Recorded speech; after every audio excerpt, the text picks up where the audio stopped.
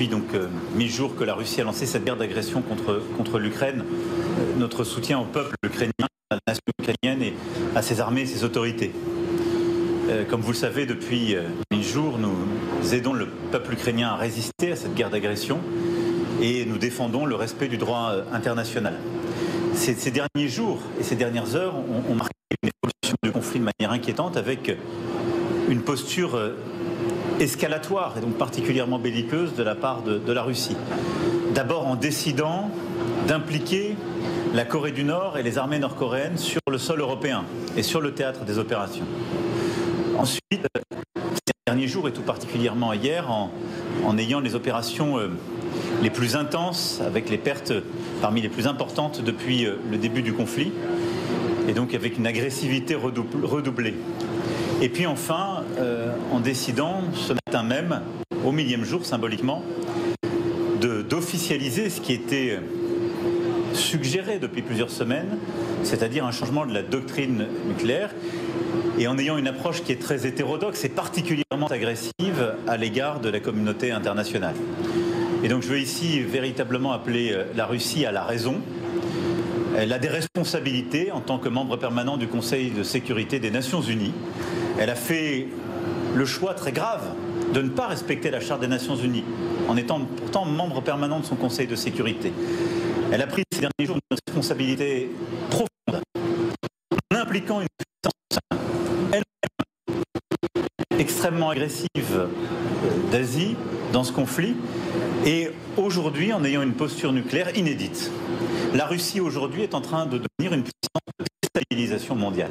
Et donc j'appelle le président Poutine à la raison et à ses responsabilités, celles de la Russie, de son peuple et de ses dirigeants, de cesser ces conflits, de respecter la Charte des Nations Unies et de participer à une désescalade collective. Est-ce que vous êtes confiant, comme Volodymyr Zelensky, dans le fait que ce conflit s'arrête en 2025, et est-ce qu'il faut que les Ukrainiens, vu la situation sur le terrain, se préparent à devoir céder une partie de leur territoire ? Je ne parlerai pas pour le président ukrainien et son peuple. Nous avons connu ces guerres entre voisinage et l'annexion, les pertes de territoire et les difficultés. Donc je ne m'exprimerai absolument pas au nom d'un dirigeant d'un peuple souverain. Je dis simplement que notre aspiration, c'est celui de la paix. Celle de la paix, pardon. Nous avons nous-mêmes participé à des organisations de sommets internationaux en Suisse, en particulier ces derniers mois, qui ont eu vocation à construire celle-ci. Il y a eu plusieurs initiatives prises par le Brésil et la Chine qui ont aussi appelé à la paix. Nous avons une approche simple. Nous aidons l'Ukraine à résister parce qu'elle est victime d'une guerre d'agression. Nous souhaitons la paix, mais la paix qui ne soit pas la capitulation, parce que c'est alors une paix de l'état de fait, de la loi du plus fort. Donc une paix qui permette, d'abord, qui se ferait à l'initiative et sur la base de discussions entre les parties prenantes, et qui permettent de régler les questions territoriales, qui consacrent le respect du droit international, et qui permettent d'apporter des garanties de sécurité pour permettre à l'Ukraine, justement, de vivre dans la durée et dans la quiétude et la sécurité auxquelles le peuple ukrainien a droit. Et donc je suis totalement en accord avec plusieurs dirigeants, dont le président Zelensky, que la paix arrive en 2025, c'est ce que nous souhaitons tous.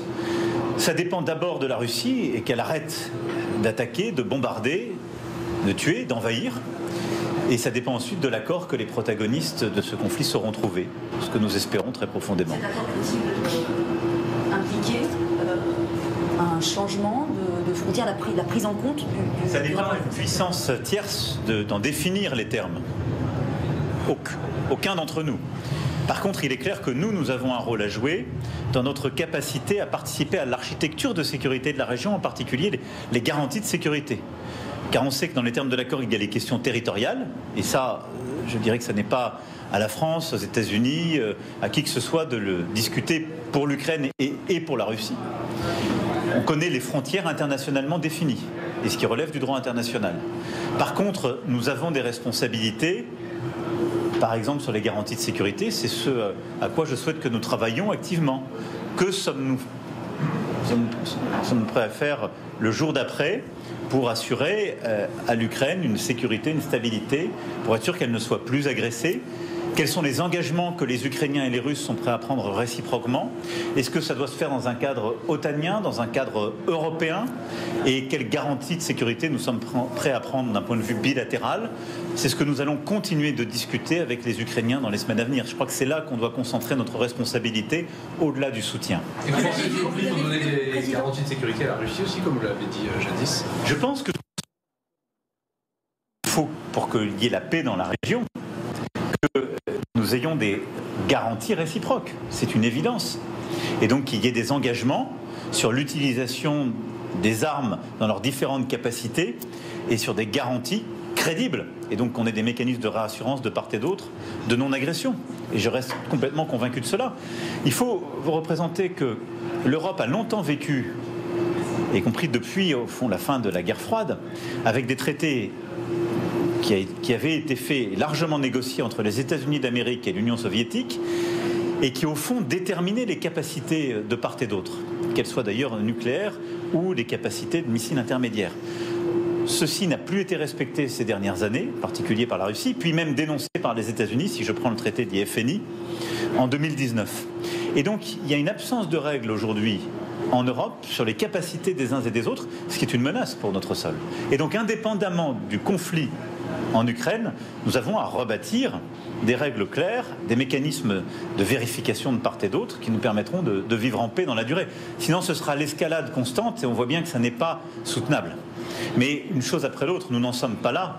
Aujourd'hui, nous sommes dans une situation de guerre en Ukraine par la responsabilité de la Russie. Il faut donc d'abord qu'elle cesse, qu'il y ait des négociations qui permettent d'obtenir une paix durable, c'est-à-dire respectueuse du droit international. Quel appel vous avez monté avec Xi Jinping, vous avez lancé un appel à la Chine. Quel rôle peut avoir la Chine dans ce conflit?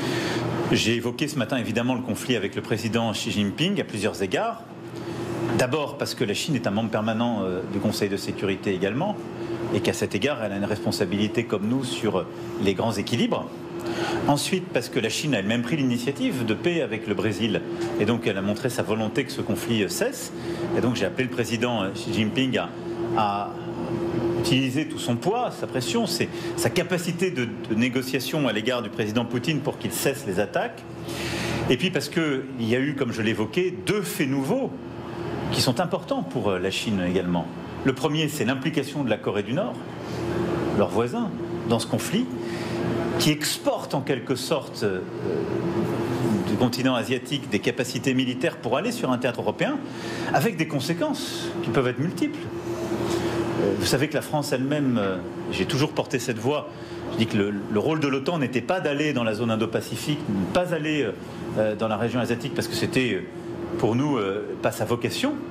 La responsabilité que prend aujourd'hui la Russie est en train de tous nous placer dans une situation intenable, parce qu'elle implique une puissance de l'extrême Est sur le sol européen. Et donc, ceci va avoir, en quelque sorte, des conséquences en cascade extrêmement graves et dommageables pour la Chine. Et la deuxième chose... Bien sûr, c'est ce que je vous dis, c'est le premier point sur lequel je l'ai engagé. Il a été extrêmement prudent parce qu'il m'a très clairement dit que ce n'était pas la responsabilité de la Chine et qu'il n'était pas impliqué dans cette discussion. Mais je pense que c'est important pour nous de poser ce sujet et d'appeler la Chine aussi à nous aider à cette désescalade. La deuxième chose, c'est évidemment la doctrine nucléaire qui a été annoncée ce matin. La Chine, à cet égard aussi, comme nous, un rôle important pour éviter qu'il y ait une dérive des doctrines des uns et des autres et qu'il y ait une agressivité croissante en la matière. Et donc sur ces deux points, on a eu une discussion très franche avec le président. Évidemment, dans les deux cas, ce n'est pas la Chine elle-même qui est impliquée. Mais je pense que montrer que nous attendons d'elle qu'elle joue toute sa responsabilité, qu'elle pèse de tout son poids, comme membre permanent du Conseil de sécurité, comme voisin, comme partenaire économique et politique important de la Russie, est une chose importante.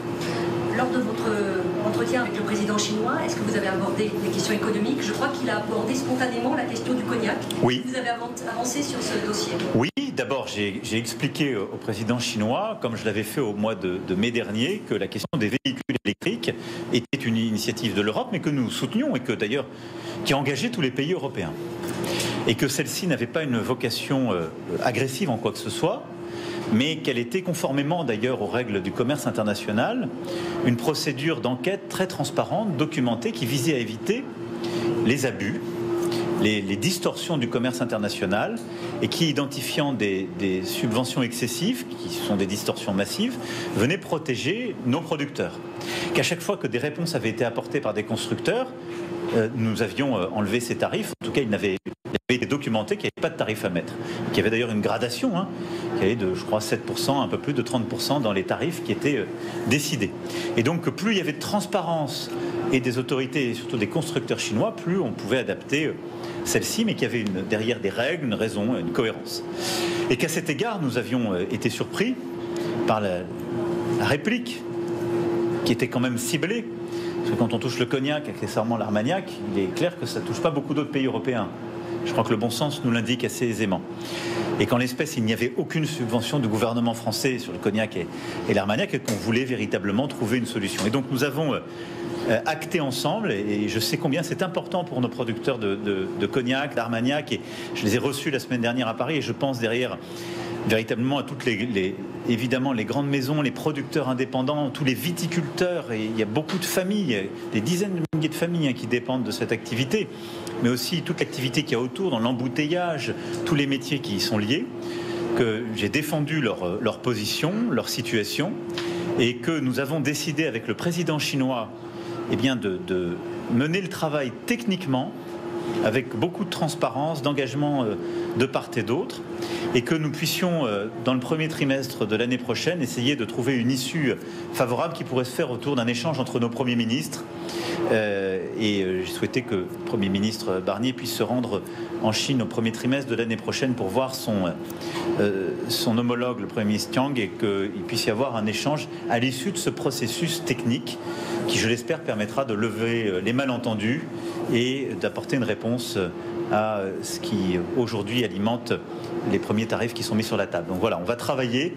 Je veux ici rassurer nos producteurs, leur dire qu'on est pleinement engagé, qu'on a décidé un processus avec les autorités chinoises et que j'ai bon espoir sur le fait qu'on en sortira par le haut, c'est-à-dire par un retour à la normale. Au-delà de ça, je voulais ici, en vous rendant compte, remercier le président Lula, les autorités brésiliennes, le peuple brésilien et tout particulier Rio de nous avoir accueillis pour ce G20, qui était une étape importante dans un moment du monde, on le voit bien, où nous avons la guerre en Ukraine et ses 1000 jours, la guerre au Proche-Orient avec les situations terribles à Gaza, encore une situation de guerre au sud Liban, et nous avons réitéré notre appel à un cessez-le-feu à Gaza au sud Liban, et au moment même où de nombreux otages sont encore détenus par le Hamas, et je réitère aussi ici notre appel à les libérer tous. Et donc dans cet état du monde, alors même que nous avons monté des tensions et des changements importants dans plusieurs pays, ce G20 était porteur de beaucoup de risques. Et je me félicite d'abord que nous ayons adopté une déclaration à 20, c'était un des objectifs que nous avions, et je pense en particulier les risques qu'il y avait sur l'Argentine. Les discussions qu'on a eues ces derniers jours ont permis de montrer, voilà, l'Argentine est restée dans le consensus, exprimer sa voix, mais c'était aussi important qu'il n'y ait pas de dispersion, et on est resté à 20. Ensuite, nous avons pu bâtir cette alliance contre la pauvreté, les inégalités et pour lutter contre les famines partout dans le monde. Et je salue cette initiative du Brésil qui vient accompagner le travail de beaucoup d'entre nous, en particulier de la France. Je vous le disais hier soir, nous sommes très engagés pour justement avoir une stratégie de production agricole sur le continent africain, ici même en lien avec les organisations internationales, la FAO et FIDA. Nous avons reconstitué les fonds l'année dernière. Nous avons nous-mêmes lancé plusieurs initiatives en ce sens ces dernières années, comme Farm dès le début de la guerre en Ukraine, pour aider les pays en particulier à développer une agriculture plus importante. Et puis nous avons aussi pris beaucoup d'initiatives en France et avec des partenaires pour permettre l'accès à une alimentation équilibrée dans nos écoles, le petit déjeuner gratuit, le repas à 1 euro pour nos élèves, nos étudiants, et dans beaucoup de pays justement partenaires où nous avons essayé de diffuser avec l'UNICEF, avec le programme mondial pour l'alimentation, justement une pratique plus juste qui permet d'accéder à l'alimentation pour tous. Et donc cette initiative était très importante et nous la soutenons pleinement. Nous avons ensuite parlé de la gouvernance mondiale, et là-dessus on a défini une feuille de route jusqu'au sommet du G20 de Johannesburg, et on voit bien qu'il nous faut ici retrouver d'abord une organisation plus universelle, éviter les doubles standards qui fragmentent la communauté internationale, réussir à réformer la gouvernance de nos institutions, en particulier la Banque mondiale et le FMI qui excluent encore trop de pays, être plus efficace en termes de financement et du développement de la lutte contre les inégalités et de la lutte pour le climat et la biodiversité. C'est le cœur de ce que nous avons porté l'année dernière avec le Pacte de Paris pour les peuples et la planète. Je crois que c'est vraiment là un des, si je puis dire, des laboratoires de cette réforme de la gouvernance internationale, avec une volonté d'augmenter les bilans de la Banque mondiale et du FMI, d'utiliser davantage l'argent privé et de mobiliser beaucoup plus de financement vers les pays en développement et les pays à revenus intermédiaires pour tenir ce double agenda.